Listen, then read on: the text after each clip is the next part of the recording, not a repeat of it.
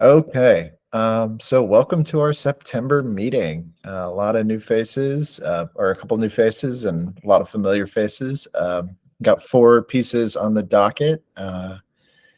I'm debating whether we do introductions. It might be fun since we got some new people here. So I'll start off. I'm Joseph Spearman. I live in Chapel Hill, North Carolina. Teach at Fayetteville State University. Yeah, kind of started this with Hannah because we just want to talk about some more music and learn about new music. So glad you guys are here. I'll pass the mic to Hannah if you feel comfortable unmuting. And okay. Hi, I'm Hannah. I am currently going to University of Hartford. I know Joseph from my undergrad and master's, and I'm super excited to talk about the rep with you all today.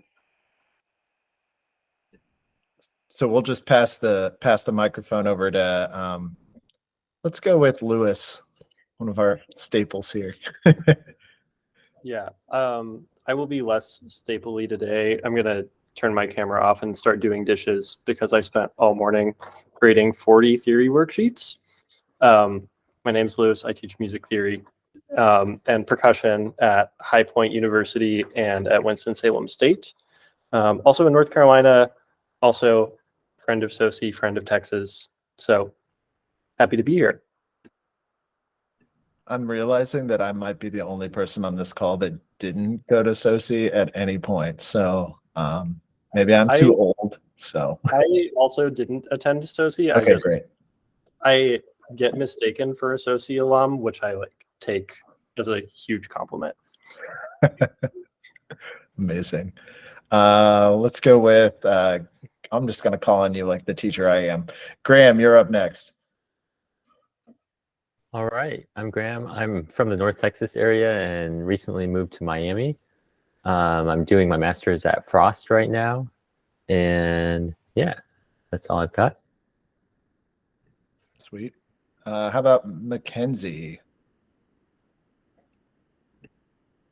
Hi, I'm in Brooklyn. I'm actually in the SO studio. Boo. Working for them right now, but I'm happy to be back since my last meeting. Sweet. Happy you're back here too. It's nice to see you. Let's go with Joshua or Josh. Do you have a preference? I'm Josh or Joshua or whatever you want to call me. It's fine. I'm also originally from the North Texas area, but kind of been all over Texas. Now I'm also in Miami at Frost. I'm a composer and part-time percussionist, and happy to be here. Yeah, we're so happy you're here. Awesome. Yeah, you guys at Miami, you need to get Corey Fika on the call. He and I did undergrad together for like 2 years, but anyway, Miami connection. I'm in the same house as Corey right now. Maybe I can go over and make that happen. Just tell him I said hey, and tell him we do this, and maybe he'll join next time. But all right, Trigvi, you want to join or unmute and introduce yourself? Yeah. My name is Trigvi. I'm also a SOCI alum, but I went as a composer. I am originally a percussionist from Wisconsin, and I just recently moved to Boston, Massachusetts to pursue my master's in composition at the New England Conservatory. Awesome. Great. And last but not least, Benson. I'm Benson. I'm also from Texas. I'm now in Delaware. But yeah, from Houston. But I'm a percussionist as well. All right. Sweet. And hello to anybody that is viewing this online or after the fact. So cool. So Graham, I think you're going to start us off because you've got somewhere you have to run to, right? Yeah, that would be great. Cool. Awesome. So Graham, the floor is yours. I do have recordings pulled up if you need me to share audio and all that. Do we usually listen to a couple minutes, or we can? It's whatever you would like. Why don't you just play the first like minute and a half or 2 minutes with no introduction, and then we'll go from there. How about? I love it. And you guys tell me if it's too loud or too soft on your end there. So this is Spill. It's a kinetic sound sculpture here. So let's see. All right.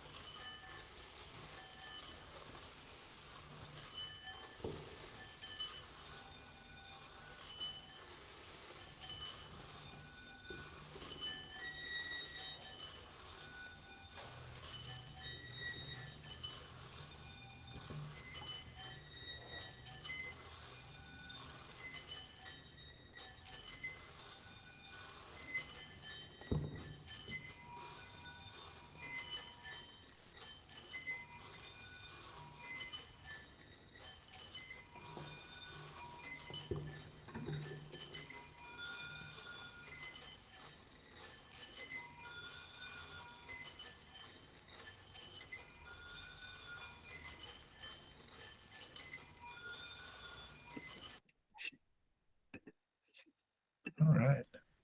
Yeah, so that's the beginning of Spill by Eric Griswold, and that was performed by Vanessa Tomlinson. And I guess obviously the piece is centered around this kinetic sculpture pouring like dry rice grains onto different surfaces. And throughout the piece, it starts off with the bowls and like similar stuff like that, like we just heard. And eventually she starts putting like big rolls of paper, and at one point moves a small bass drum underneath it and some metal structures too. And I'm kind of like captivated by this piece just because of the hypnotic nature of it. It's really interesting to me how the rhythm of it comes from like a source beyond yourself.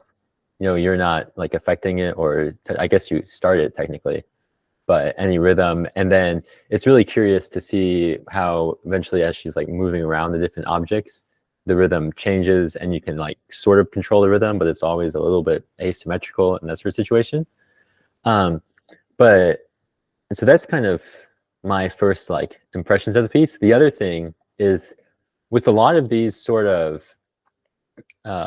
like environmental, like spatial sort of pieces like this, they're often, you know, designed to be in a specific environment, or you imagine them like in an art gallery or in a like a non-concert hall venue.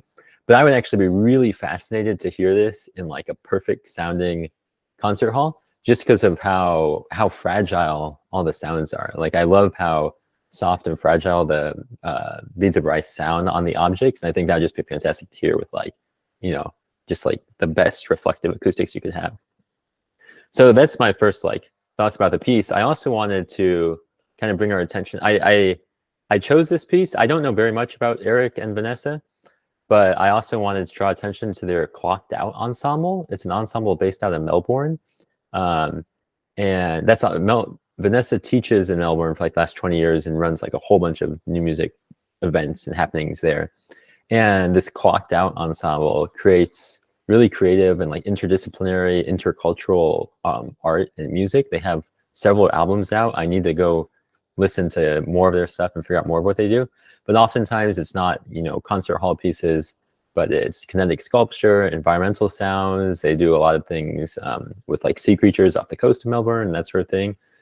And Spill was kind of my first exposure to these two. They do a lot of work as a pair, so I kind of Eric Griswold and Vanessa Tomlinson, and I think that this piece is more, I think the performer is composing the piece as they go along with the composer.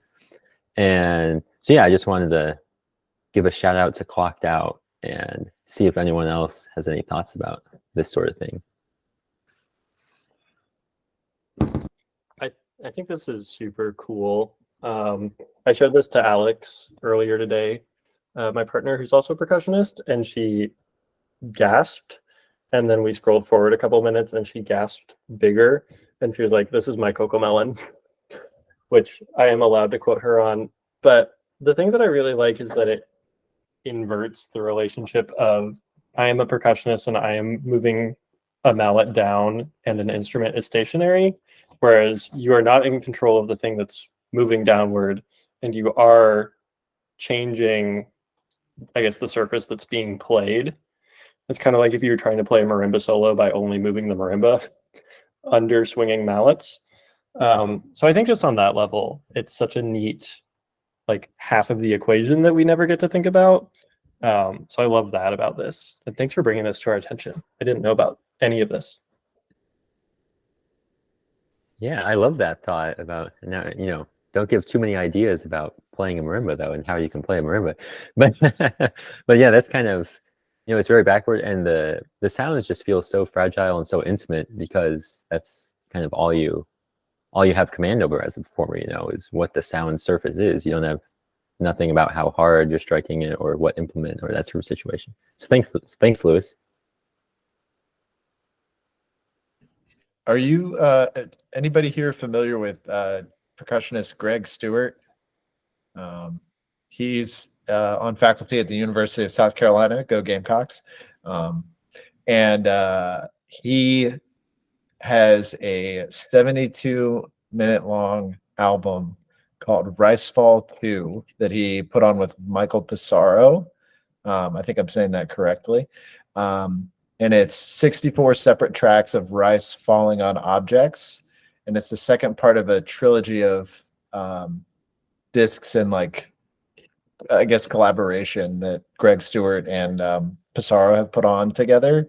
And this, like, my brain immediately went there. I haven't really listened to the Pissarro and Greg Stewart recordings as much, but I found this kind of fascinating. Again, like, as a listener, just engaging in I don't know, the visual aspect of the performance alongside of, like, the auditory, like, very nice beautiful sort of sensory sound coming from the rice. It's, like, visually absolutely stunning to see. So if you're interested in this kind of thing, I think the Greg Stewart, Michael Pissarro collaboration could also, like, float your boat. So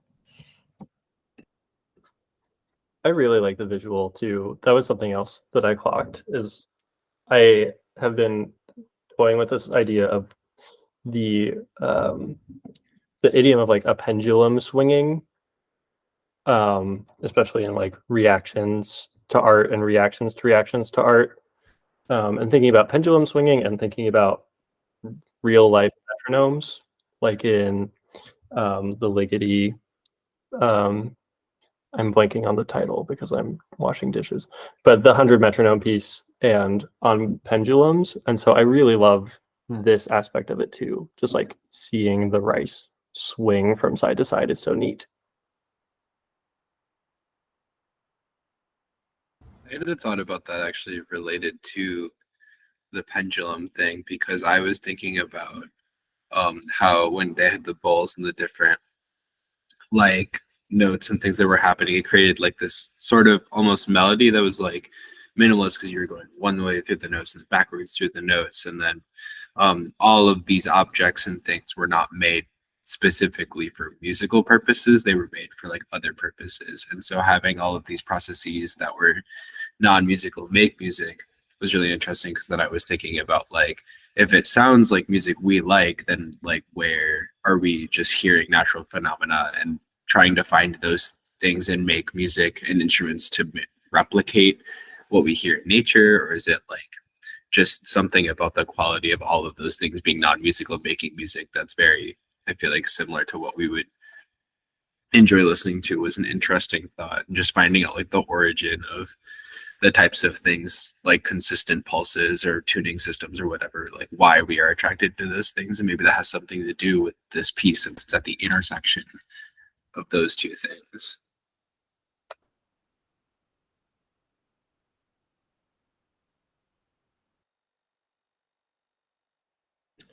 I'd love to hear what like prayer bowls or like temple gongs, whatever you want to call them, would sound like on this with rice falling over. Again, like my brain was immediately like, okay, what else can you put underneath that sculpture? And like how far did it'd be interesting to talk to someone who performed and like did the installation and be like, what else did you try? Like what else worked, but maybe wasn't practical or maybe hard to like maneuver and manipulate. I also like that aspect of like with the paper, it's more, there's more variety and like variability in, or I guess in more, just more variability you can do with the sound and how you perform the piece. So I wonder what else they explored, maybe wheeling a marimba underneath it, you know? So I actually have a thought about the substance being used. So like they're using rice, but I know Annika Sokolovsky uses lentils on one of her pieces, and I'm wondering like if you mix lentils and rice, like are you going to get a different sound, and is that going to create a different rhythm? So like how does it affect?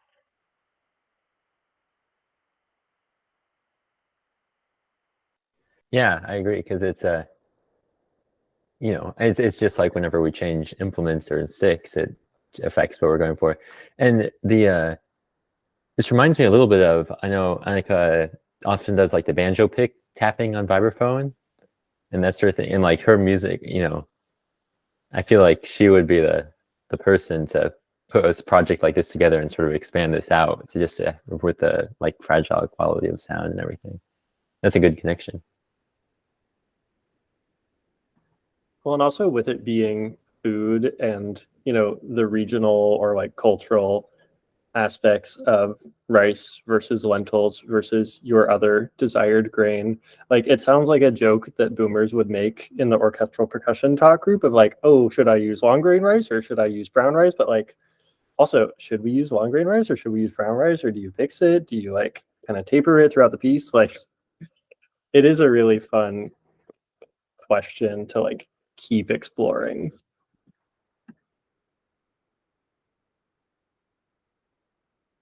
Courtesy of my actual kitchen. Yeah, you're just looking at a shelf and like naming every type of grain that you have, right? For us here in the South, you put grits in that there sculpture,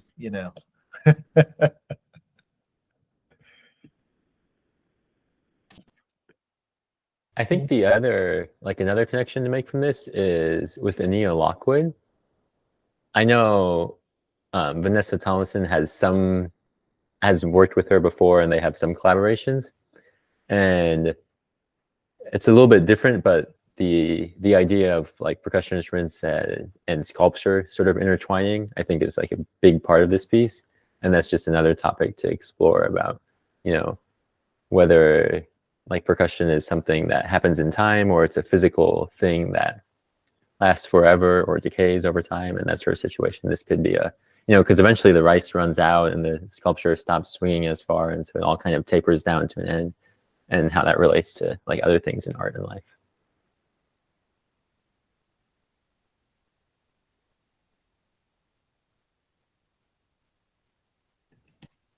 All right, cool. Do we have any more thoughts on this one, or we can?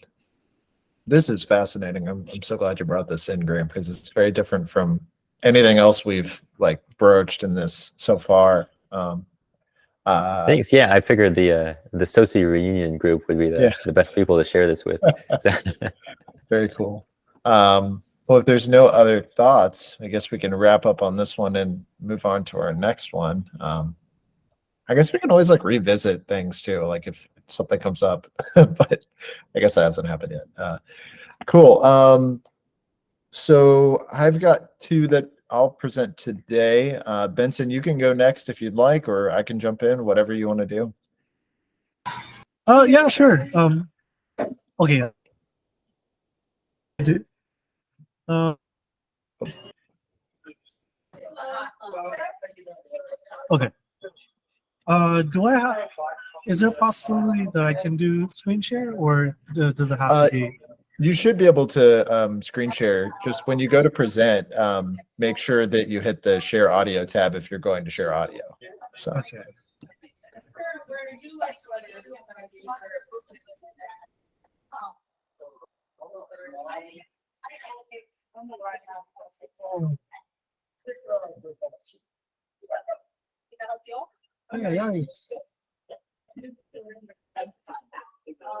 Okay. I'm very not prepared for this, but we're just gonna do it.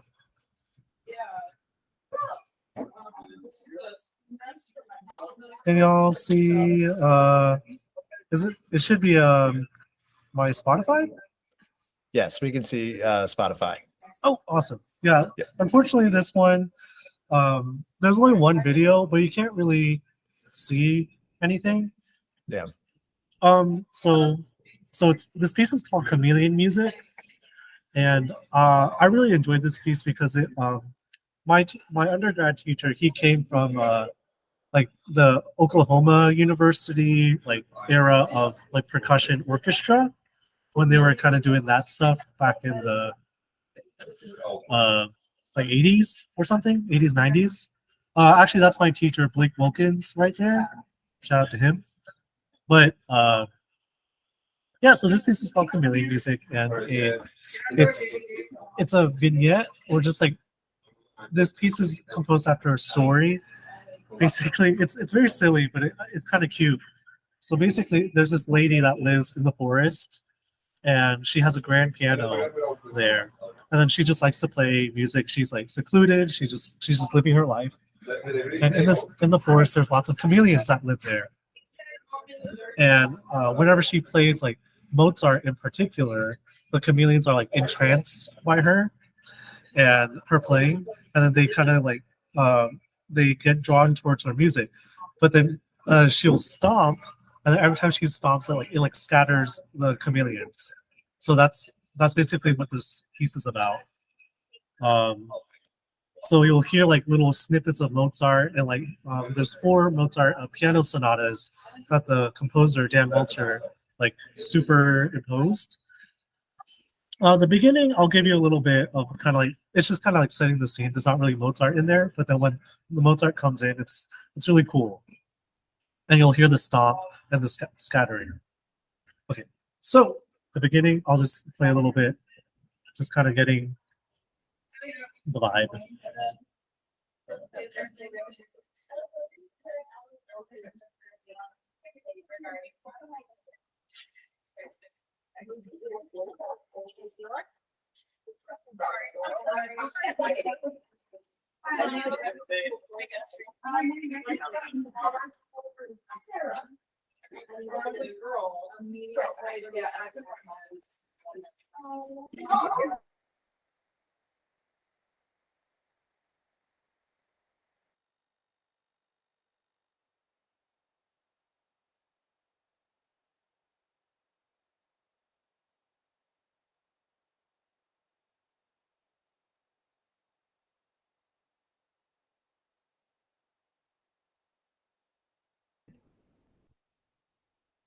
Benson, I'm not sure if any sound is coming through for any.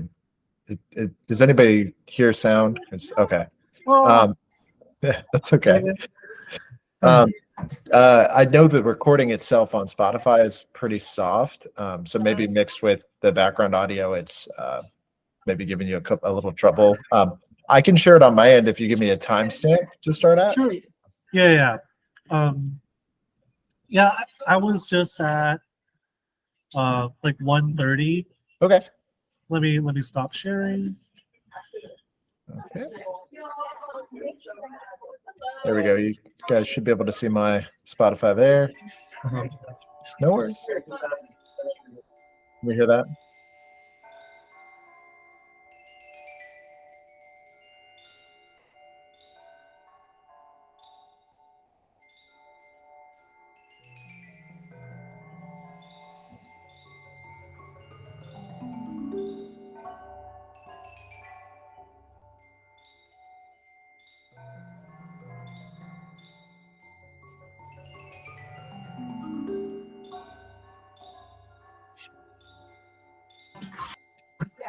Yeah. It's like, and then like the next part, that's like, I guess to me the cool part is at 5:50, Okay. Give me and this one is sec. when things might finally start to like get together.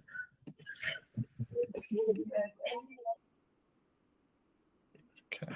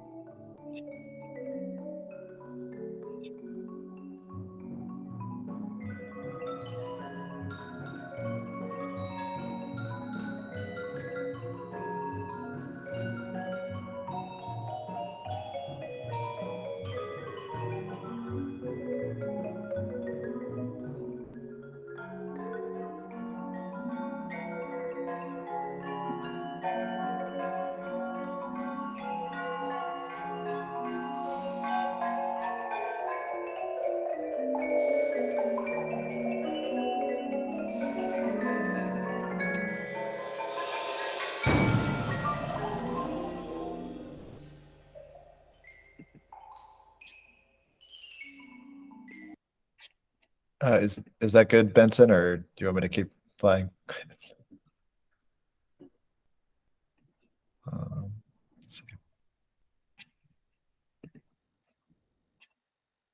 Oh, wait, is he? Oh, he's still on the call. Yeah.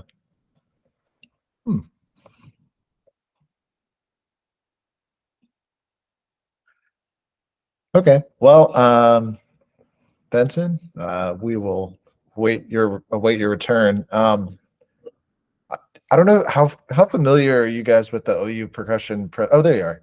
I was gonna go ahead and start conversation, but you can go ahead and join us whenever you're ready. Sorry. Oh, I think you're on mute, but it's all good. I just disconnected. I'm so sorry. That's okay. Don't worry. Yeah. Oh, okay. Yes, that was perfect.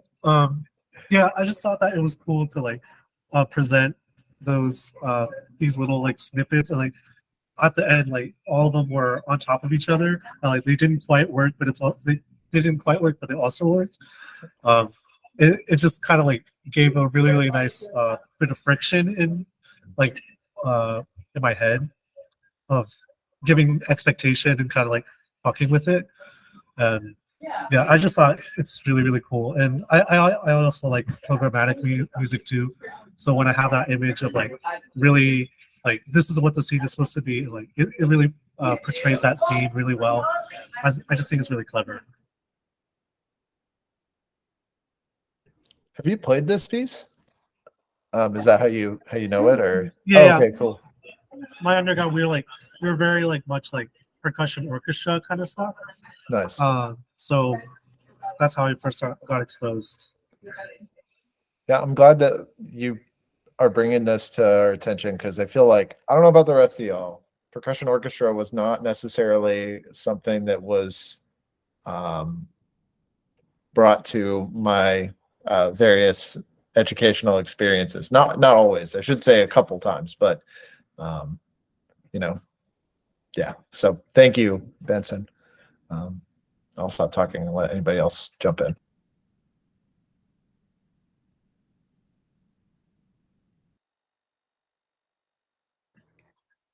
I think compositionally, the thing that I appreciate the most about it is that it is a percussion ensemble that is not strictly neoclassical, neo-romantic, even though it has like such, like you were talking about, like literal classical era ties.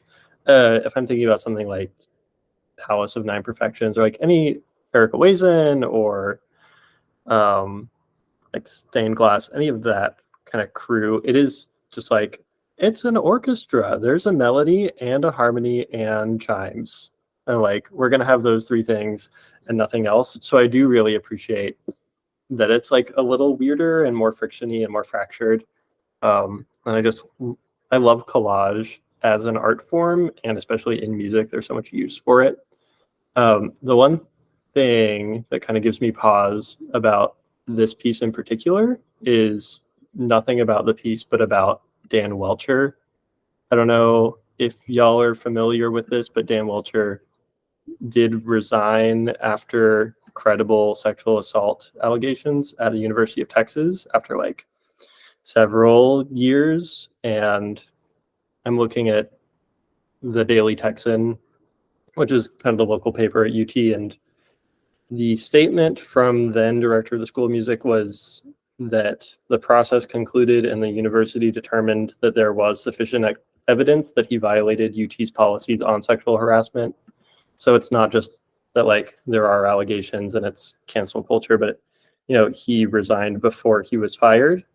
And so I would never fault anybody for not knowing that about him or about this piece or anything. And there are still programs of repute in the percussion community that are like, after this happened, that were like, here are all the people that we've programmed, including Dan Welcher. And they like his name has not been taken off of all of the lists. So A, I wouldn't fault anybody for not knowing. B, I don't know to what extent I would personally fault someone for still playing this music. And I think it comes down to a lot of intersections of context. But it's also something that maybe we should be aware of for anybody that's like, I would love to program this piece, but maybe I don't want to program Dan Welcher. And so we could explore comparable aesthetic and instrumentation works that are not by him.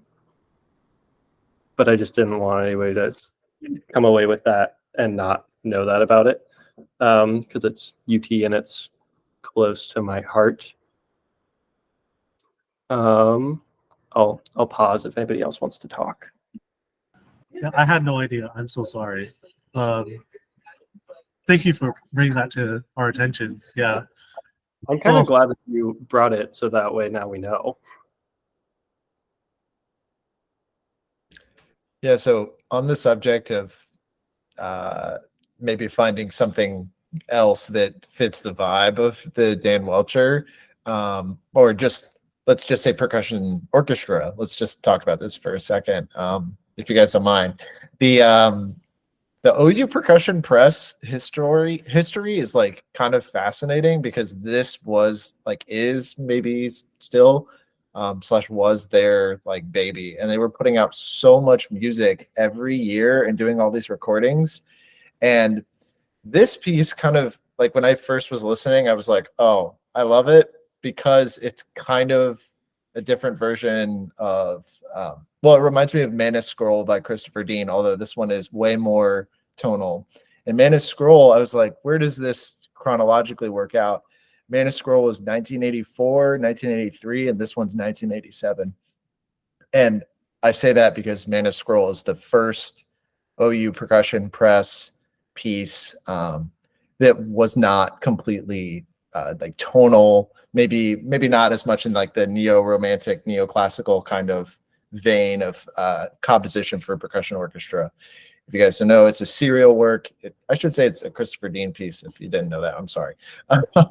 But Manuscripts serial, very atonal, very programmatic though, and like fascinating. And I think that's kind of speaks to the power of the percussion orchestra, as well as other forms of chamber music. But like the idea that we can have like highly programmatic works for a percussion ensemble is fascinating. Mana Scroll is also really, really freaking hard. But I think that would be a really awesome. I'm biased because I wrote about the piece in my dissertation, but you know, that's I think like a really good alternative to something like this piece and kind of fits the vibe. Yeah. I'm amazed it took us this long to get to the monthly Christopher Dean mention. Well, and we'll be right back after this commercial. So Yeah, there's another one. Okay. Sorry, I just wanted to say, I know, just so you all know, in our like guidelines for this group, that if you do want to bring up a piece by a composer that has not the greatest history or bad history, that you are allowed to do so.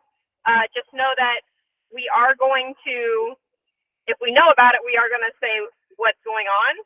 So I just want to make that clear that it's not a problem to bring that work to the group. Just know that we're not going to pretend like nothing bad has happened. But I do want to talk about the piece for a second in terms of, I do appreciate in it how it's about chameleons, but it's not about them changing colors, because every single piece about chameleons is about them changing colors, and I'm so tired of that trope. So I really appreciate that.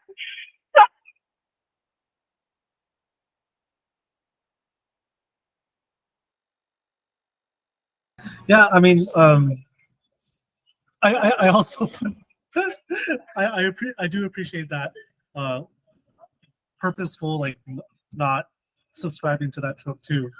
I think technically it was from what is the story wasn't originally Welcher's. Like the story existed already, and then like the piece was composed after that story. So yeah. There's another piece called Duo Chopinesque. It's more atonal, but it's the same thing where like the composer took this, I think the Chopin E minor prelude or something, and then it's like he just like totally fucks it up in a very similar manner. But it's not like programmatic. There's no images. This is kind of like let's see what we can do with this. And, yeah.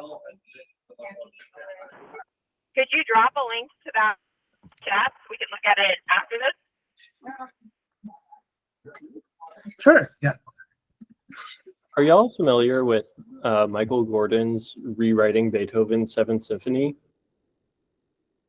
That's another one that is, I'll drop a link to that too.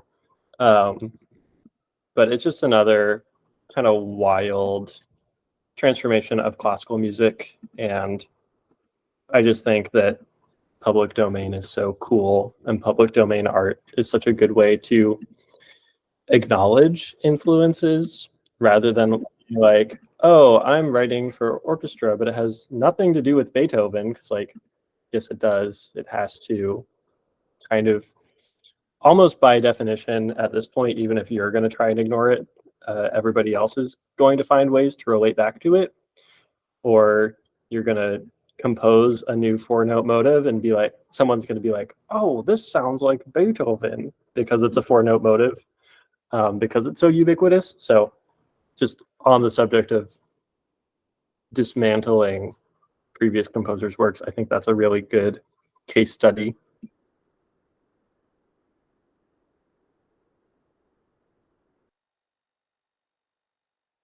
I don't know. I kind of can get hyped for some percussion orchestra as much as like one of my previous teachers was like, no, I will maybe program Crown of Thorns every like 15 years and that's it. And I'm like, okay, it's Maslanka, I guess. But I don't know. I had another teacher that framed it in a way that it's nice as like a teaching tool, depending on like the level of your program, because you have all like 9 to 13 kids in front of you, and you can teach everyone in one room at a time, and like it just works nice. It's like rehearsing a band in some, or an orchestra in some ways, you know. We did, when I was in high school, we did an arrangement of Rachmaninoff's Second Piano Concerto for percussion orchestra and piano soloist, and it was absurd, but it was a lot of fun. So That's I don't know. amazing. Yeah, it was great. I don't think there's any video of it. I don't know if the arrangement ever got published, but it was cool.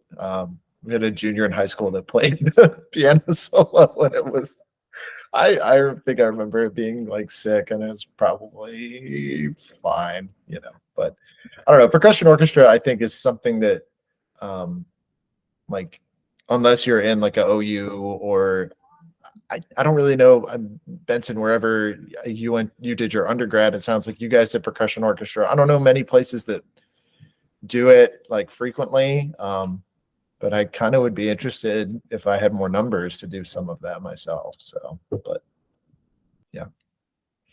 Yeah, like you said, like it can be a good teaching tool. Uh, no shade, but all the shade to my teacher. It was not pedagogical. It was very much like, do what I say, and like I am the dictator, and then like it very much was toxic. So I'm glad to not be doing percussion orchestra anymore, but I'm also a part of me does miss it too, because the repertoire is pretty cool. Yeah, it's just kind of triggering. I do think there's something to say though about the historical aspect of it, because we play Cage and Harrison and all those people because like historically they started the rep, but I think percussion orchestra is a significant part of that history, and for some reason we seem to push it aside more often. Yeah, there's that like weird dead period in the between like Cage and like I guess like Michael Colgrass really, and like the U of I and Oklahoma like starting to commission a bunch of stuff. There's like this weird dead period of percussion music that's, you know, there's stuff being written, but it's not necessarily like in the spotlight. And then OU comes in and Michael Colgrass is doing all his craziness, and it's awesome. But yeah, I agree, Hannah. It's kind of a moment in our history that I feel like it gets relegated to the like PAS marimba orchestra, and that's about it. And it's like those are two very different things. Like one of those is from Claire Omar Musser, and the other one is from the 70s and 80s and 90s. So yeah. Well, and I want to go back to what Benson was saying about it being a dictatorial experience rehearsing in a percussion orchestra, because like that is maybe the biggest argument that I have against it pedagogically, is that chamber music, and I mean, I know there's a lot of SO alumni in the room, so doing especially a lot of their commissions and their premieres are intensely and intentionally collaborative. And one of my favorite things to tell my students in a chamber rehearsal is like, I don't know, it's your guys' piece. I was telling Joseph about this yesterday. It's like I brought in this mallet quartet last month, and I was like, oh, how do we separate it from the Reich mallet quartet? There's so much influence and all of this stuff. And then I come in and they've set it up in a straight line. I was like, oh, I guess they are differentiating, not on purpose, and they need to eventually think about their sight lines and if they can give cues and how this is going to work and why the butt end of the marimba 5-octave is not facing the audience. But like, I don't want to tell them any of that because I want them to come to their own conclusions about things. And if I tried to run a percussion orchestra like that, it would get so unwieldy so fast. And we did it at Nebraska with Dave Hall, where it was like, we are going to do percussion orchestra, and it's going to run like a chamber group. And either it was really good or it was really unwieldy, and that just depended on people's individual prep. And that was like grad students and seniors, and like going from Pillar 4 and Mag 7 to percussion orchestra and taking those skill sets in and trying to do it unconducted. Whereas as the general application pedagogical tool, like it's sit down, shut up, learn your notes, play with the person next to you, or play with the baton. And I like, that was my experience playing in percussion orchestras outside of Nebraska. And it does not, it's harder to do it in a way that's creative and has that self-reliance. Not impossible, but it is not easy. Are you guys hip to the I can't remember what year it is. I think it might have been like 09 or 2011 or something, but at PASIC they did a marimba orchestra version of Vespertine Formations, and it is absolute, and it's conducted. And Chris Norton, my master's professor, is a conductor on that, and I was like, can you tell me how that worked? Because they take away all of the brush stuff, and I think like some of the, like, I know they take away the brush stuff, which I'm like, why'd you do that? And Christopher Dean was like, I didn't think it was going to work. I saw Chris Norton step on the podium to conduct it, and I was like, all right, we're going to be fine. But it's like he keeps the essence of the piece, but he kind of just gets like there's like a horrible audio or like video of it, and it's like Norton's like cueing people, but he's just kind of getting out of everybody's way because it's like, okay, we have to put this together quickly. But I think it's like, cool, I'm going to just trust you guys to be like chamber musicians and like execute this piece of like chamber music that we just somehow put together for millions of marimbas. It's really cool. Like it sounds like a big flock of birds. So I'll try and find that video and I'll send it to you. But yeah.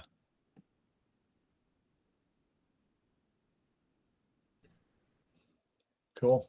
Well, thank you, Benson. I really appreciate you bringing, again, like, this is a great, because we're getting so many like different perspectives we haven't encountered yet in repertoire. So cool. I'm going to go next. I've got two charts. And I guess because I brought up the Vespertine, I'm going to start with Christopher Dean's A Robe of Orange Flame. If you guys aren't familiar with it, it's a piece for solo thunder sheet, and you also speak while you perform it with a headset. And I learned about this piece for the first time when I talked to Christopher Dean over Zoom a couple years ago, and I like furiously wrote it down because I was like, never heard of this, like solo thunder sheet. So I'm going to read you the program note really quick and then talk a little bit about what he and I spoke of in that meeting because it was funny. So Robe of Orange Flame was written in 2005 and was commissioned by Gregory Secor, I think I'm saying that right, to be performed at PASIC for the Focus Day in 2005. The theme of that Focus Day was entitled Music for a Crowded Planet, Percussion Pieces for a Single Instrument with or Without Voice. I already had a concept for the spoken material that I was saving for just such an opportunity. Christopher Dean says, I've never forgotten my experience as a 6-year-old boy of first learning about the event in which Vietnamese Buddhist monk Thich Quang Duc, excuse me if I'm not pronouncing that right, ended his life by immolation in order to bring attention to the brutal treatment of the Buddhist monks by the Vietnamese government in the early 60s. A friend showed me a picture of a man on fire, and my life was forever altered. Finding an instrument to accompany this difficult subject matter took a bit of time to discover. I finally chose to use a resonant sheet of metal, thunder sheet, for 2 reasons. The first reason was that I was sure no one else would present a piece using this percussion instrument on the Focus Day. And secondly, that a resonant sheet of metal is very versatile, a very versatile sound source. I wanted the words to be the focus of the work, so I intentionally tried to keep the music simple and clear so as not to obscure the text. Yeah. So, yeah, people, the way I remember him talking to me about this piece was people saw on the program that he had written this for Thundersheet and were like, you've got to be kidding. Like, that's not going to work. That's going to be weird. And like, you can't get that many sounds out of it. And then the performer premiered it, and apparently people were like, whoa, like that was incredible, like so unique, gave him his props and all that kind of stuff. Yeah, it was, of course, like defying expectations of Thundersheet.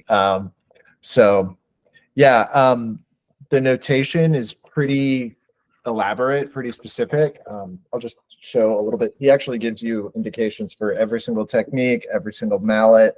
This is just the implement list. It's pretty wild. And then, but the notation itself it's in this big score format. Yeah, you could see text, you could see the notes themselves. So yeah, it's available through Ox and Lamb Percussion, which is Josh Smith's publication company. So yeah, we'll listen to just a little bit of it because I've already been blabbering enough here. But this is from Kyle Forsthoff. He's the percussion professor at, I think, University of Rhode Island. Big Christopher Dean fan, big Sea of Clouds fan. So he went to North Texas and placed this piece on a really awesome Sabian Thundersheet. So we're going to listen to just a little bit of the opening first. Let me know if it's too loud here.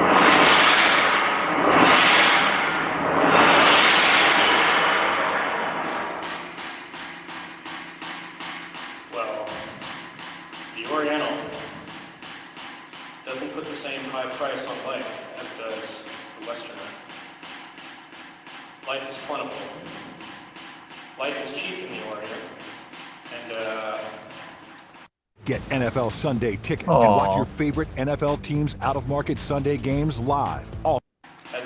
Sorry, y'all. My phone is also blowing up with fantasy football stuff, so of course it's going to give me the ad. Philosophy of the Orient expresses it. Life is not important.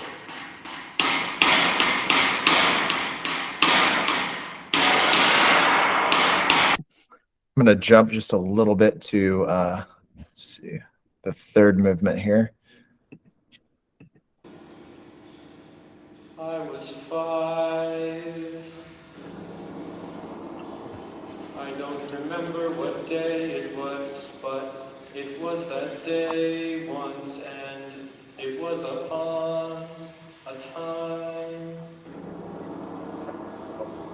It was gray, 63, rain, a Studebaker windshield, a shortwave, indoor day, contented basement, play. Then I'm actually going to jump back to the second movement a little bit, which might be my favorite movement. And then I'll kind of talk a little bit about each of these. So it's in 5 movements, I should say, but yeah. It's the entire Buddhist population of South Vietnam. Halberstam attended the demonstration and submitted an account of what he had witnessed. A photo of the event was also submitted for publication. This is his report, as published in the New York Times on June 12, 1963.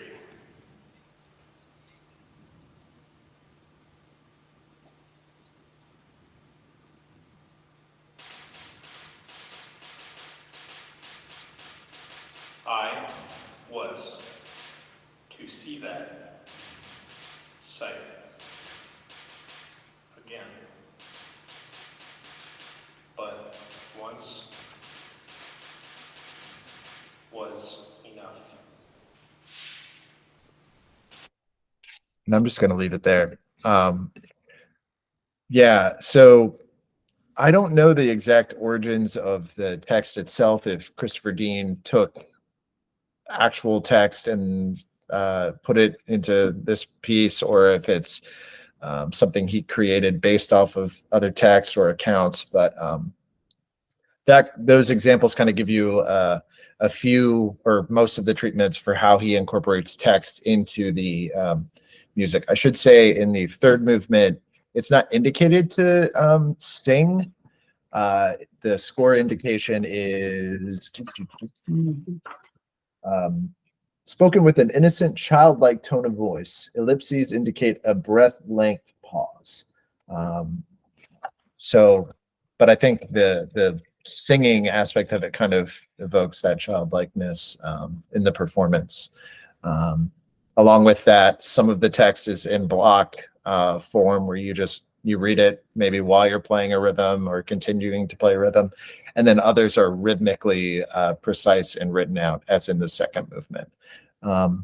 So I want to hear your thoughts on it now that I've talked a whole bunch. But yeah. Can I talk about it? Oh my god, I really really like this piece, especially. Well, who was the player? Kyle Forstoff. Oh yeah, well, Kyle Forstoff. Kyle like did a really really great job. Well, of like picking, I guess, that particular Thunder sheet because it's just sounds so good. Yeah, so like I think the instrument choice was obviously really great. But going off of that, what I was thinking about, like if I were to perform it, like it'd be cool to like maybe for each movement choose a different thunder sheet or like just a different, because he said resonant metal, so I guess it can be like really anything. I guess more like white sound ish, but like depending on the text, maybe it'd be cool to like do a different one for each movement. And then it's interesting that you talked about the innocence voice, because when I heard the sing-songing, it reminded me of is it like in like Catholic churches that they sing the Amen. So I Yeah, thought like it was like intonating like liturgy and text right. and all that. Exactly. Yeah. Yeah, that's what I got from that listen. So it's interesting that like the purpose was actually supposed to evoke innocence. I got like religious from that. So I don't know. That was just my perception. Yeah, I like your point of trying to like maybe to use different metals, or yeah, I didn't even thought of like different thunder sheets, but maybe moving to different devices. So the whole second movement is supposed to be like um a it starts off with on June 11th, 1963, and it's a reporter sitting at his typewriter typing out. So that's him hitting the back of the thunder sheet with a quarter. And every time he scrapes the thunder sheet, that's supposed to be the typewriter like resetting, which I'm like, man, that is like, how did you think of that? But also, I wonder how effective it would be if like replacing it with like an actual typewriter. Like it might be a cool experiment to try, especially if you're like, again, willing to. I say go for it if you want to. But yeah, I don't know. It's like really powerful imagery that you can create with a thunder sheet. That particular Sabian thunder sheet is like $400, so start saving up now, or get that endorsement. You know.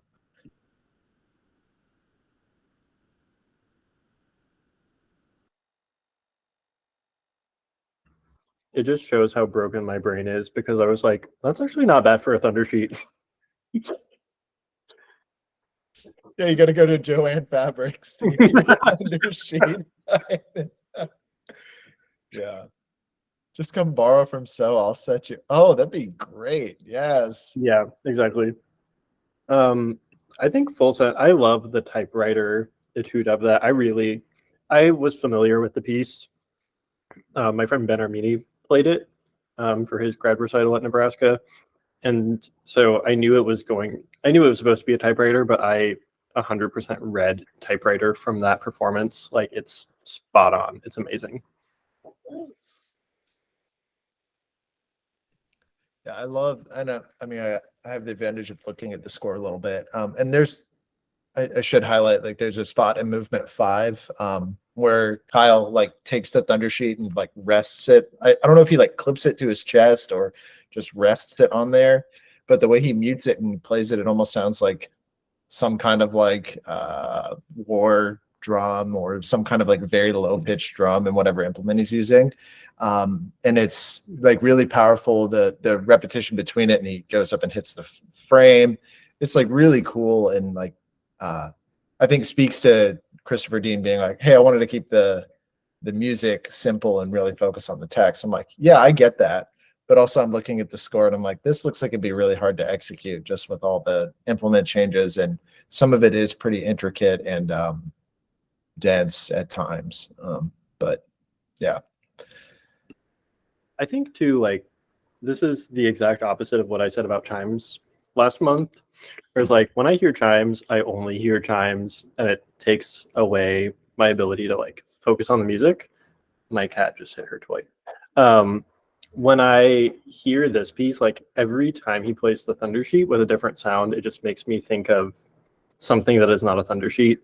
Like, the first one sounded like a panther's roar or something, and then the typewriter, just like you were saying with the military drum, it's like, I almost feel like because there's so little baggage with a thunder sheet besides programmatic thunder sounds and like incidental music, it's such a ripe like opportunity for making new sounds. I think that's something that Christopher Dean consistently did so well on every instrument.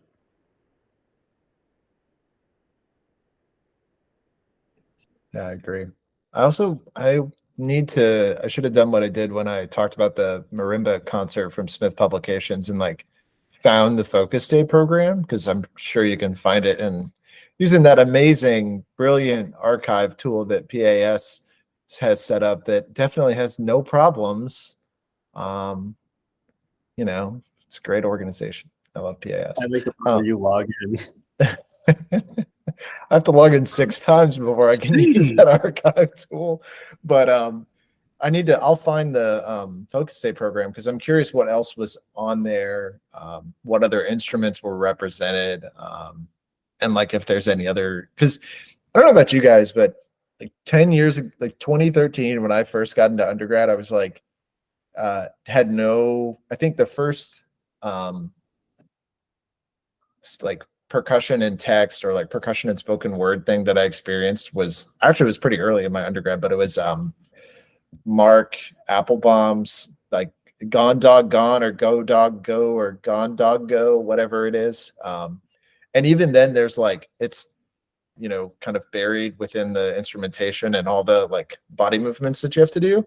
But like nothing like this or some of the Stuart Saunders Smith pieces like really came out to me until like much later, when everybody all of a sudden was like, percussion in theater, percussion in spoken word, in the past like 7 years. I don't know. Do you guys like feel that same way, like that trend, or is that maybe just my experience and what was being fed to me as an undergraduate student? I think there has been that real like trend toward, like, there was the percussion and voice concert at PASIC a couple years ago. Ivan Trevino is not the only person to have done marimba and poetry in the same time, but between Strive to Be Happy and Space Junk, I think that's been a lot of high visibility, especially at PASICs. That's like, I don't know what first year undergrad is going to be like, oh, I want to go to this avant-garde percussion and spoken word concert. But that same undergrad has maybe heard of Ivan Trevino and is going to be like, wow, Desiderata is pretty cool. Is that the like marimba and singing one that like everybody gets really hype over, that I'm like thinking of? Maybe I'm just like pigeonholing. I'm sorry. That's being mean. Anyway, yeah. I don't know. We also need more solo Thundersheet pieces. I didn't do my homework to see if there's anything else that's out there, but like Thundersheet's sick. So yeah. What's the cartage for a I- thunder sheet? Go ahead, Hannah. I was just gonna say I would just like to know a little bit more about the text, because I feel like for the subject matter and the time of when that happened, like the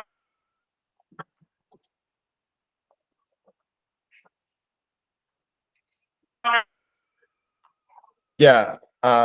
Hannah, oh, you cut out for a so- second there, but go ahead. Can you still hear me? Yeah, I can hear you. Okay, what's the last thing y'all heard?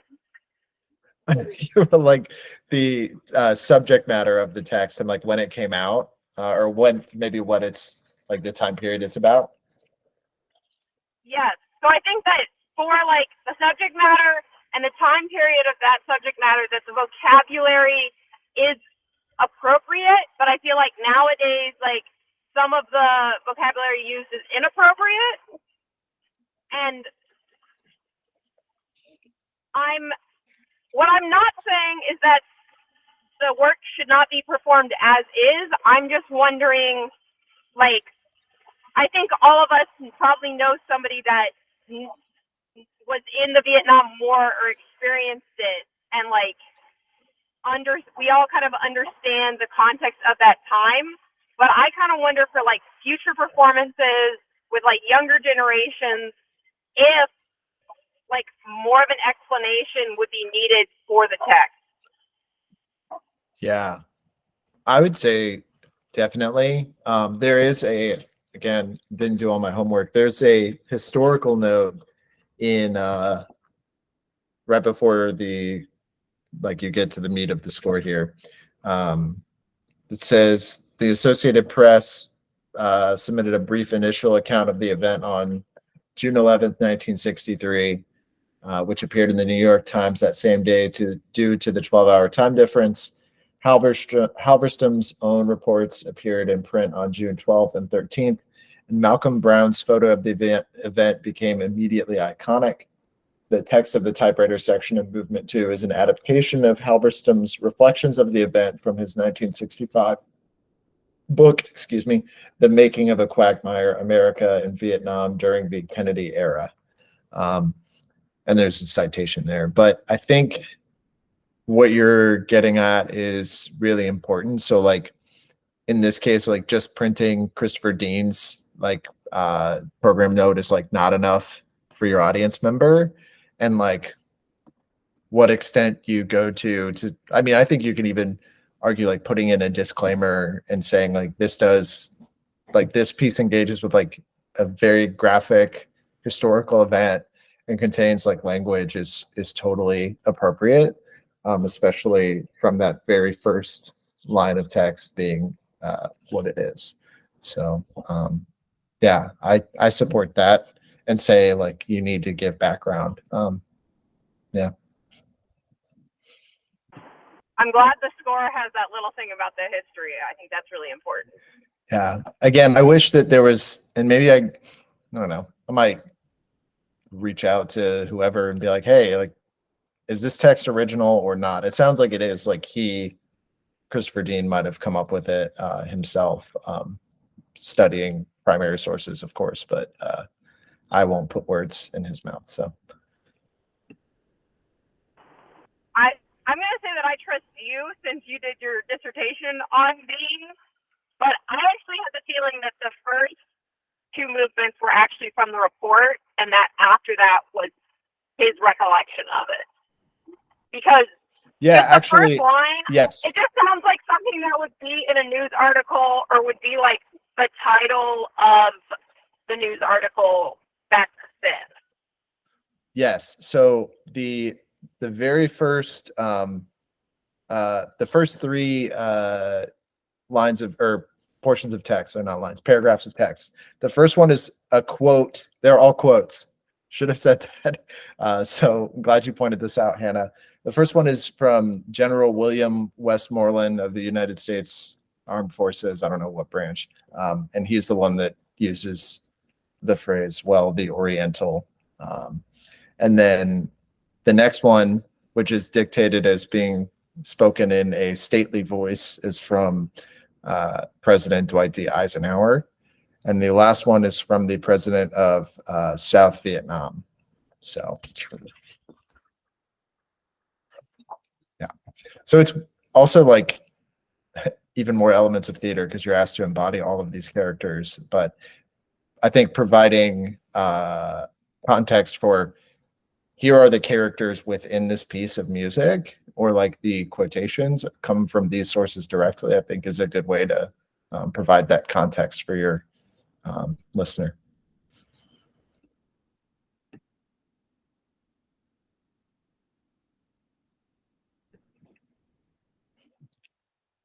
Any other? Slay. Oh, go ahead. Sorry, Benson, what'd you say? Or does it slay? Yeah, indeed. Any other thoughts? If not, we'll move on to our last chart. So, okay. Sweet. So the last piece we have was submitted by Alex Richard. So this is Ringer by Nicole Lizzie. I think I'm saying that right. She is a Canadian composer, and from her bio online that I could find, said that she's inspired by early MTV videos, rave music, the films of Stanley Kubrick and Hitchcock, and a lot of her works on her website incorporate various forms of technology and like electronic music, including a piece that looked like it was for like a quartet and like a turntable soloist, which sounds amazing. Real life DJ hero for you. So bad joke, sorry. Ringer is scored for glockenspiel, several different cymbals, snare drum, kick drum with a double pedal, and a mounted cabasa. So if you ever want to play two Varese, maybe now you have a reason to buy a foot cabasa actually. Or not, just mount it and or use something else. But let's do a little bit of listening to Ringer here. Hopefully we won't get a fantasy football ad this time. I'll jump around to 3 different spots here.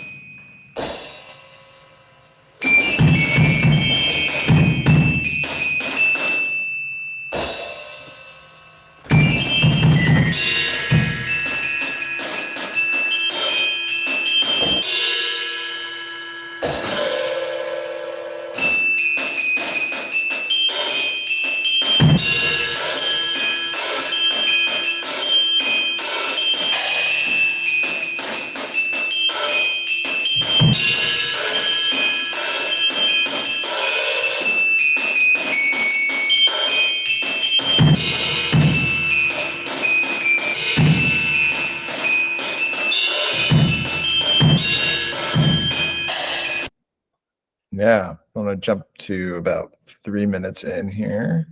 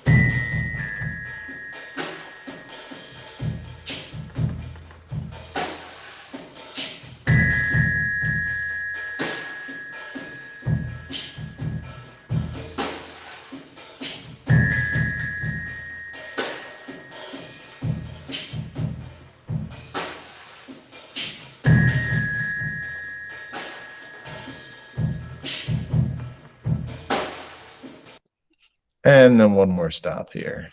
We'll go about there.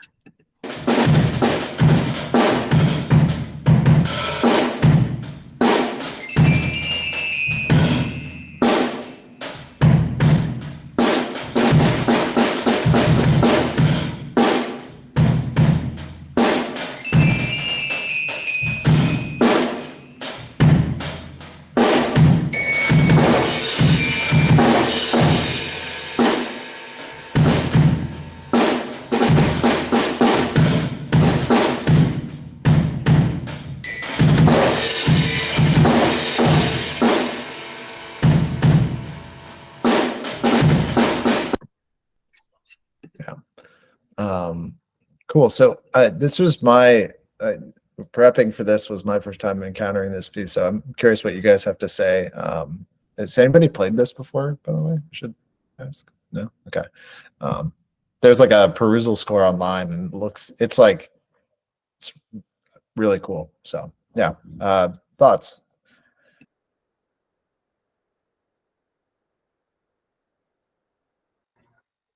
I first heard of this piece a few years, maybe like 4 years ago. I was prepping Masters Recital rep, and I was looking for a multi-solo, and I was just asking around, and Alex recommended this one.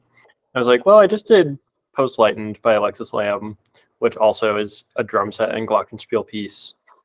So maybe I'll do something else. I wanted to do a setup multi, but this is just such a neat piece, and I wish that at this phase of life I could prepare something like it, but I definitely don't have the time or space or mental energy as a teacher to do it. So everyone in a degree program for percussion performance, you should play this piece for me. Yeah, I was thinking about the logistics of putting that on my silent stroke drum heads and my low volume cymbals, and I'm like, you got to buy 2 sets of low volume hi-hats or have 18-inch low volume hi-hats or something. I don't know. It's just the logistics of trying to practice this at home and not be intrusive in an apartment living, I guess. But yeah. I think also, just from the recording, this is maybe the poster child for needing earplugs to play a piece of music, because it's got every kind of loud in it between the bells and being at a drum set. I think that statement can just apply to Nikki's music, like across the board, because I've played some of her other pieces, and they all have drum set, they all have glockenspiel, they all have like break drums or whatever the loudest instrument is. She plays it or she programs it, and it's absolutely amazing, but also aggressive to practice in an apartment or even to learn in a studio. It seems like there's a weird not weird. It seems like there's a great thing happening where folks that write for drum set just are like glockenspiel is like the most organic thing to like fit. And I guess part of it has to do with like the compact nature of it, because like this piece, the Alexis Lamb, Glenn Cochie's drum set works they all have Glock in them, it seems like.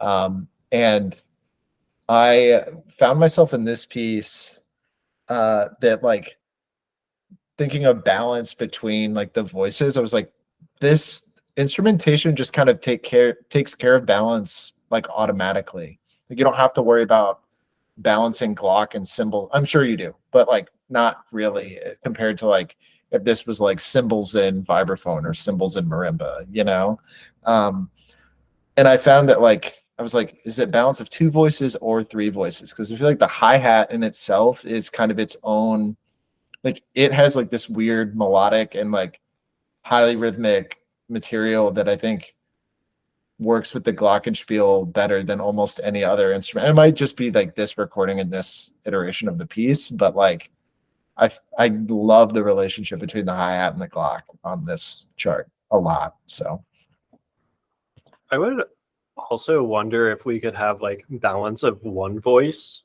as a contender, because this is the piece out of all the ones that you listed that makes it feel most like you are playing some cymbals, some drums, and some Glock, instead of like, here's a pretty melody over a cool drum groove. It's just like, no, you're shredding break beats on everything. And I think that's a really neat contribution to the repertoire, that it isn't just like super duper tonal the whole time. I 100% agree. That was my favorite part of the piece, was all the conversations going on between all the instruments. It was really just one big instrument instead of 2 or 3 separate ones.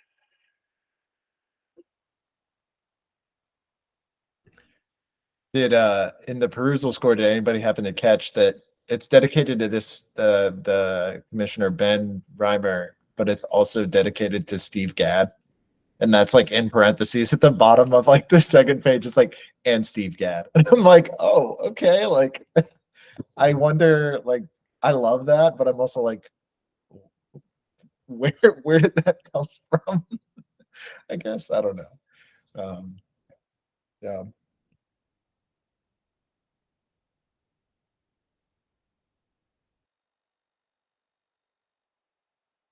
Mackenzie through the chat. Got it. Cool.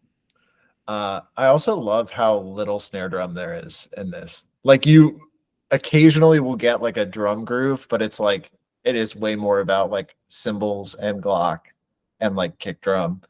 Also, just like, if anybody is bad with their feet, like this would be such a hard piece to play. But yeah, the lack of snare drum, I think, is like refreshing and kind of also takes it away from like the rest of the drum set.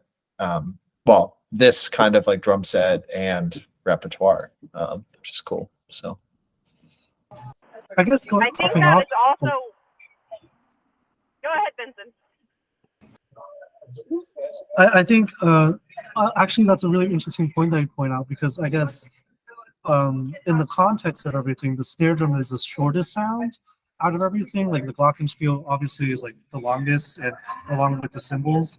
So we have the context of like resonance, and even the bass drum. Like it's not, when people think bass drum, it's not quite pointy. It's more like a thick sound. So like maybe the snare drum, like her little use of it is to really like kind of like cut that in very purposeful parts of the piece.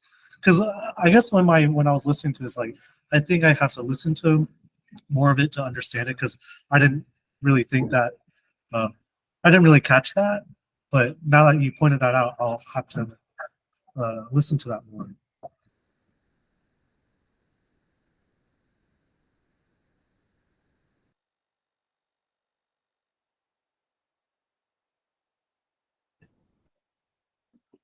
Hannah, I think you were going to say something. I was, but Vincent said it so eloquently, I'm just going to leave it at that. Sick. Yeah, I feel like so there's another, like, I guess this is like a instrumentation and like setup thing for this piece. I was working with a friend of mine once on like trying to get like a multi that involved like kick drum and Glock going, and it seems like this person kind of followed what I had in mind, which is, it looks like he's using his like middle school bell kit, which, like, you know, I don't know if y'all still have yours. I still have mine, and like I have used it because I played the Glenn Coachy Mobile piece, and it's like the right vibe and the right sound for something like that. Now he might actually be using like a more fancy one, and I think it's like attached, maybe not. Anyway, if that kind of instrument like can fit inside of a kick drum, and it like works really nicely for these kinds of setups, but also there's something about like the timbre of it and like the tuning of it that's very much more like music boxy, while also sounding like shit in some scenarios. So I don't know, I feel like it kind of lends itself nicely to the like occasional, like the sounds of the effect symbols, or maybe if you're like going for something more music boxy or like thrashy or whatever. Yeah, it's like I love any excuse to like use, you know, an old piece of equipment or something that's like nostalgia driven for the player, I guess, but is also like really practical. So yeah, we love that middle school bell kit. Yeah, this gives me like a mixture of vibes of Pillar 4 from Andy Akiho, where you're just slamming on some bells, and you maybe don't use the nice bell kit that you have, but like whatever, the oldest one or whatever you can get the loudest with a pair of sticks. But then also like the Jacob TV aesthetic of really media driven and really like drum setty, I just think is so neat. I'm only familiar with one Jacob TV chart, and that's the baritone saxophone piece, Pimpin'. Grab- Oh. Isn't it? Yeah, there's Pimpin', there's also Grab It.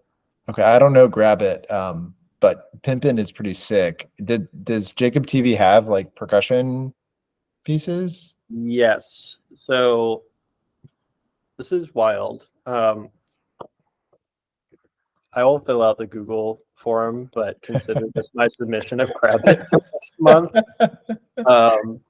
So I was actually thinking about Grab It when we were talking about content warnings of the text. But Grab It is based off of speech samples from life sentenced prisoners. And it's basically kind of the same thing that Reich does in different trains, where he takes a vocal sample, he finds the pitches, he transcribes the pitches, and then he writes around it. I'm blanking on the marimba solo that does it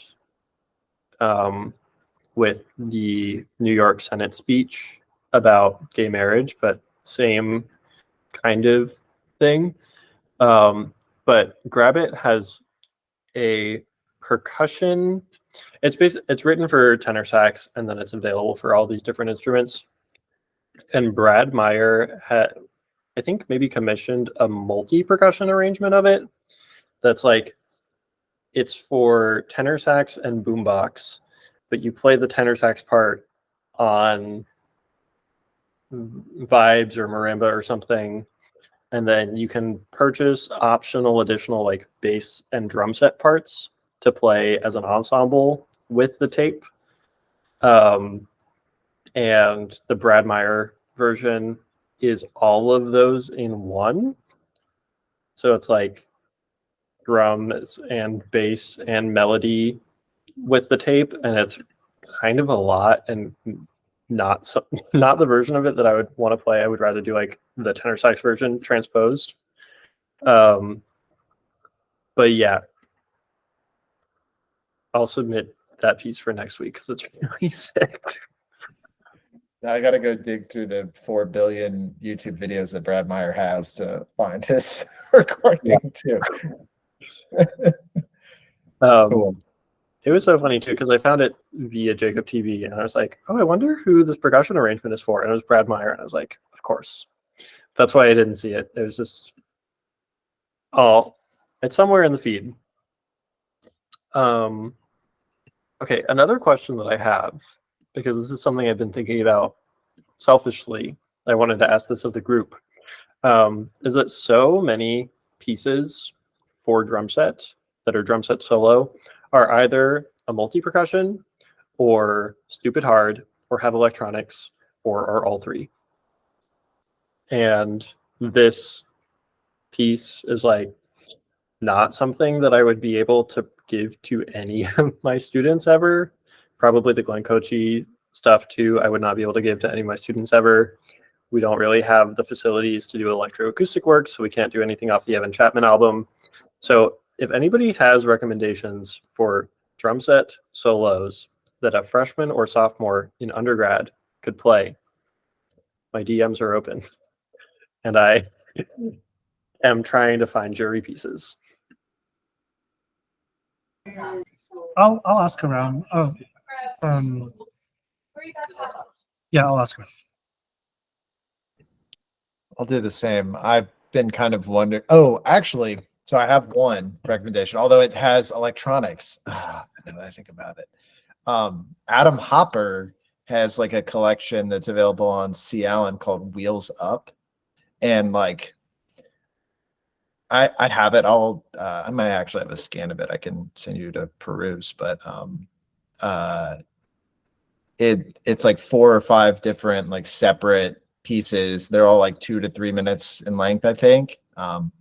And like some of them are like not too bad. It's mostly that they're like fast, but they're mostly like just grooves and a couple of fills. The score layout's like really nice, but they're not too crazy difficult or anything, and they're just kind of like, I don't know, insert like hype play along track that you hear for a drum set for like Anika Niles on Big Bertha or whatever, and then just like scale it back 300%, and that's Wheels Up. But there's some cool stuff in that. But outside of that, I want to say I've kind of run into the same situation where it's like, what is out there other than like there's that Max Roach homage to Max Roach piece that's pretty cool. But again, it's like swinging and pretty hard. So yeah.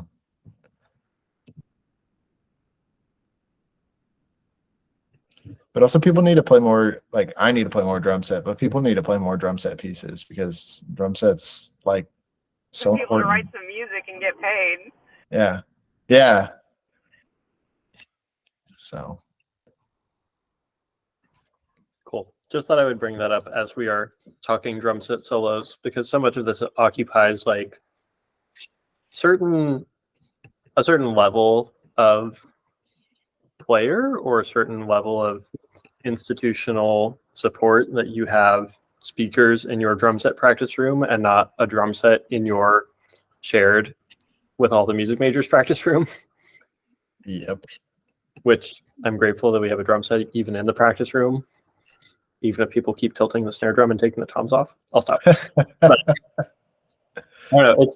It's one of those things that, from a pedagogical level, it's so easy to think of as like a late instrument because it requires coordination and multi-percussion and everything, and we want to do snare drum solos first. But then from a practical level, it's like, well, I have a music major in drum set lessons, so he should play a jury and not have to go headfirst into transcribing a song when like that's not something we totally prepare them for as freshmen and sophomores. Are you familiar with the Rick Latham Advanced Funk Studies book? Yes, but not familiar enough. There are like pretty short solos in the back of those, and I have the book in my office. I'll find it and I'll scan you I remember playing the first one as part of a jury alongside like playing like a really short transcription, and they're not wild or anything like that, and I think they're pretty good, and there might even be some like improvisation, like play a fill, you know, after you play whatever it is. I also like Steve Weiss. I love Steve Weiss so much, but if you go to Steve Weiss and you go to unaccompanied drum set solos, it's like, again, like Murray Hooliff, which Murray Hooliff has some like pretty good pieces, but yeah, no worries, Benson. We're gonna wrap up anyway. I know we're running over time, but yeah, it's like you get kind of the hits first, if you will, but maybe the Murray Hooliff is a avenue to check out. But yeah, cool. Thank you. Yeah. All right, y'all. So just wanted to say thank you for being here and attending. Next month, Hannah, do you want to talk a little bit about our first special edition meeting next month? Yeah, so that's actually one of the reasons why I was driving, is I just met with them to discuss a piece and then also talk about next month. So next month we are having a composer named Grace Coberly come and talk about their percussion works. So the cool thing about Grace is that they actually have a big background in choral music. So that is their main thing, and they've started getting into percussion music, and I played one of their pieces, and I'm going to be playing another one of their pieces, and I just think that the way that they think about percussion is different than the way that percussionists and performers think about it.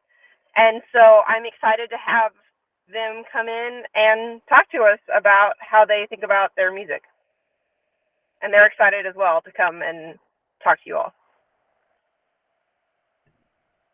So we'll send more information out about that pretty soon, as soon as we get everything squared away. Also, I realized that PASIC is the same weekend as the second Sunday in November. I don't know who all's going to PASIC, except I know Lewis is going because Lewis is playing. Is anybody else playing at PASIC? And I'm just going to hang and do percussion ensemble committee things. But if you guys want to meet up and hang at PASIC, or, you know, we don't have to have like a meeting. It's like, hey, look at what I bought at the Sea Allen booth. It's just like hang out, have dinner, or like have a drink or whatever. You know, so we'll figure that out. I'll send a message out and we can have a group meeting and get a photo taken. That'd be fun. So anyway, I'm going to stop the recording here in a second. So thank you to those that have stuck along with us for the last 2 hours. So